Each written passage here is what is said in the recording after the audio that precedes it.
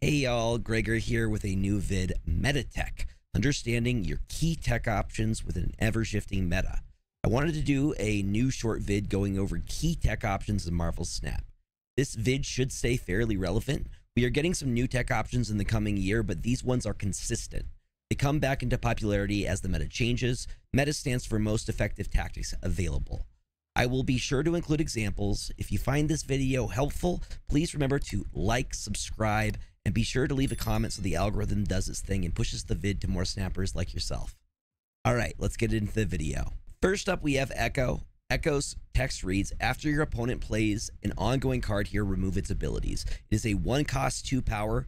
Think of her like a 1 cost Cosmo, but for ongoing, including Cosmo.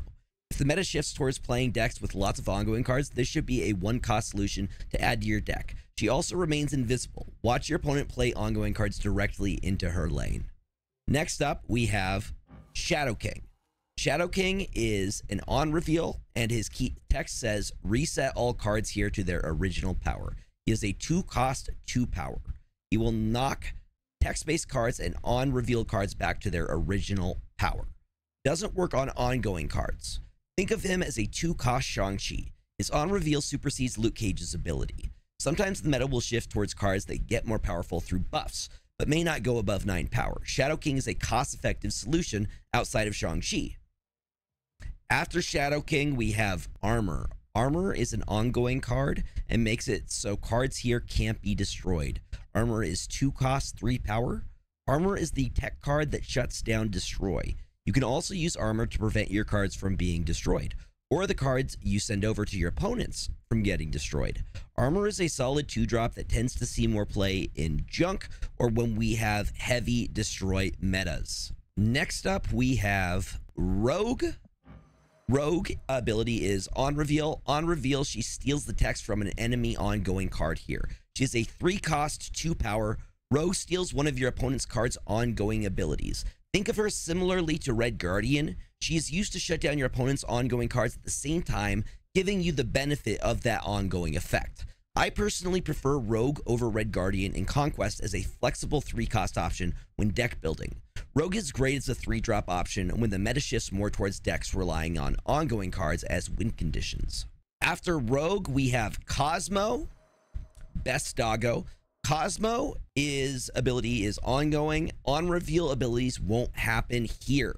Cosmo is a 3 cost 3 power. Cosmo shuts down on reveal cards at whatever location he is played outside of locations or cards that prohibit ongoing or remove text. Not to misgender, I'm going to say he based off the comics, but it is she in the MCU. Almost every deck in Snap runs some kind of on-reveal cards. As the meta shifts and becomes dependent on on-reveals, Cosmo becomes a very great solution to that. Next up, we have Luke Cage. Luke Cage is an ongoing, and it makes it so your cards can't have their power reduced. He is 3 cost 3 power. As Affliction becomes more common, cards that reduce the power of your cards, Luke Cage will continue to have a place in decks. Luke Cage makes it so cards can't have their power reduced outside of Shadow King. Luke Cage continues to be one of my favorite tech options because there will always be locations and affliction-based cards that can cost you the game, and that's why he's a great tech option. After Luke Cage, we have Mobius M Mobius. Mobius M Mobius ongoing, your costs can't be increased, your opponent's costs can't be reduced. He is 3 cost 3 power. Mobius came around the same time Loki was introduced. Many cards rely on cost reduction to play more cards on energy curve. He also gives you the benefit of ensuring your cards can't be increased. Fun fact, if you have Mobius out, Spider-Ham hits one of your cards, the resulting pig will cost 0 because of Mobius' ability. Mobius always reappears when the meta becomes dependent on cost reduction. Cards like Quinjet, Sarah, Zabu, Ravonna Renslayer, Loki, Blackheart, Mr. Negative, Pixie, Sasquatch, She-Hulk, Swarm, Valentina, Mockingbird, Scar, and soon-to-be Iron Patriot have lots of cost reduction, so you cut that from being a viable option for them.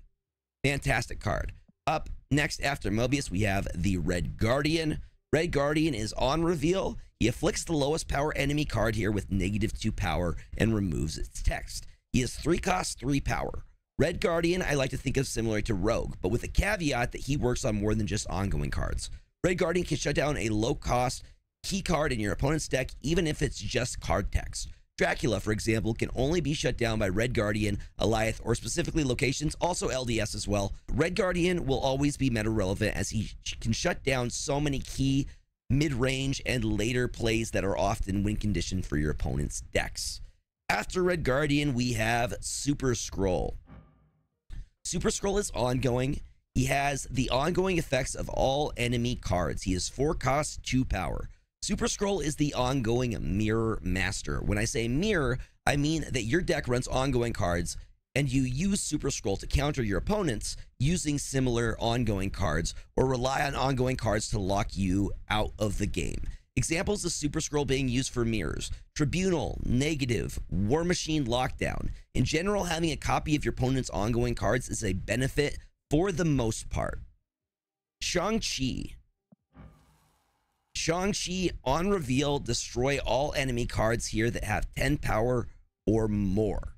He is 4 cost, 3 power. Most important tech card, in my opinion, in all of MarvelSNAP. Shang-Chi, although annoying, is the safety valve that keeps MarvelSNAP from becoming an unbalanced mess. Big cards will always be a thing in Snap.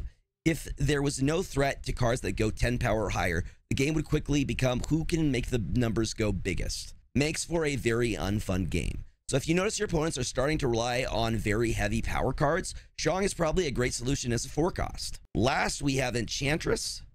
Enchantress is an on reveal. She removes the abilities from all ongoing cards here. She is 4 cost, 6 power.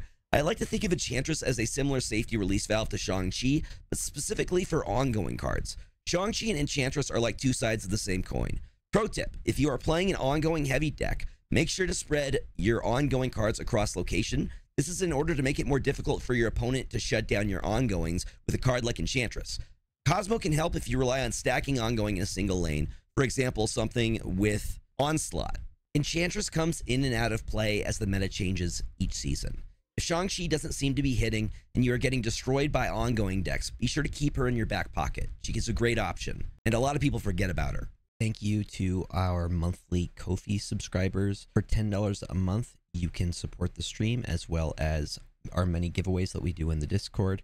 You will also get shoutouts on all of my YouTube videos. So big shout out to Calvin Rankin and Ninja Panda. Thank you guys for your continued support. If you are interested in doing so, I will include a link in the description, and you can help support and be a part of the community. Thank you all for watching. I really appreciate it, especially if you made it to the end. If you haven't, go check out the PWROn members. I will include a link in the description to their Twitch and YouTube. Just an amazing group of diverse creators, of which I have the privilege to be a part of. Happy holidays, and I hope you have a fantastic new year. Please remember to eat food, drink water, take your meds, get enough sleep, and remember the world is better with you in it. Until next time, happy holidays. James says hi.